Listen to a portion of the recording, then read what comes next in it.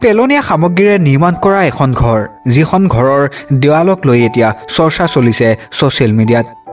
চিত্ৰকলা তথা ভাস্কৰ্য শিল্পৰ নীৰৱ সাধক কাজিৰঙাৰ এজন যুৱক। বাল্যকালতেই মনত থিতা পেলোৱা চিত্ৰকলাক জীৱনৰ লক্ষ্য হিচাপে লৈ কলকাতাৰ বিশ্ববিদ্যালয়ত ভাস্কৰ্য শিল্পৰ স্নাতকোত্তৰ ডিগ্ৰী লাভ কৰা পাপু ঘোষ নামৰ যুৱকজনৰ হাতত প্ৰাণ পাই উঠিছে নিত্য নতুন সৃষ্টিৰ।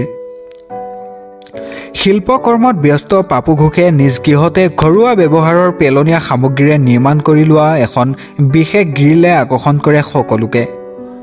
উচ্চ শিক্ষাৰ বাবে কলকাতাত থকাৰ সময়ত পাপুৱে নিজ হাতে কৰা ভাস্কৰ্যৰ শিল্পৰ কিছু সৃষ্টিয়ে স্থান পাইছে কলকাতাৰ অসম ভৱনত।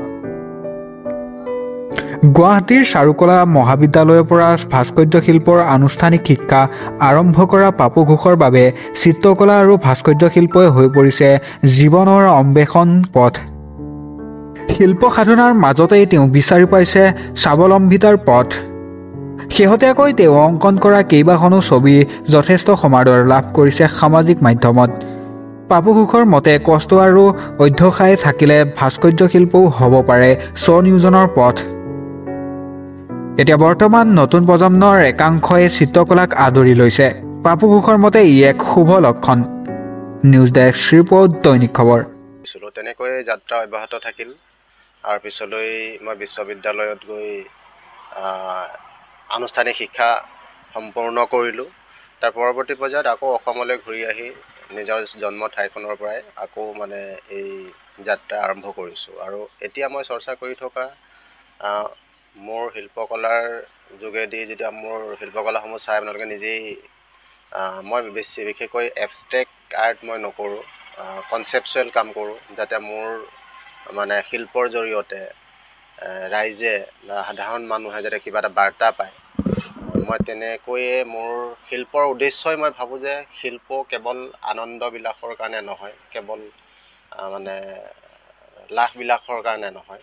শিল্পই মানুহৰ মানে কিবা এটা চিন্তাৰ খোৰাক দিব লাগিব, মানুহৰ যাতে কিবা এটা পাব লাগিব, সেয়াহে শিল্প মই ভাবোঁ।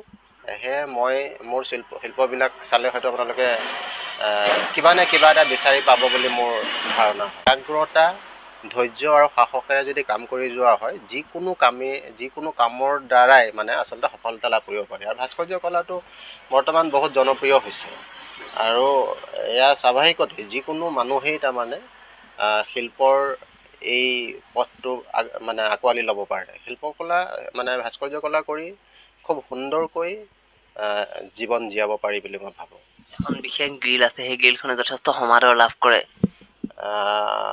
এই গ্ৰিলখন আচলতে আমাৰ ঘৰৰ বহুত পুৰণি পেলনীয়া সামগ্ৰী কিছুমান আছিলে, যেনে ইস্ত্ৰি, তাৰপিছত পুৰণি লেম্প, তাৰপিছত চুপাৰি কটা মানে চৰ্টা, তাৰপিছত এনেকুৱা বহুত পুৰণি কাঁচি, তেনেকুৱা বহুত পুৰণি সামগ্ৰী আছিলে। সেই সামগ্ৰীসমূহ লৈ আৰু কিছুমান ওচৰৰ পৰা গেৰেজৰ পৰা বাইকৰ কিছুমান পাৰ্টছ আনি পেলাই গোটেইখিনি এছেম্বল কৰি পেলাই মই এখন গ্ৰিল তৈয়াৰ কৰিছোঁ।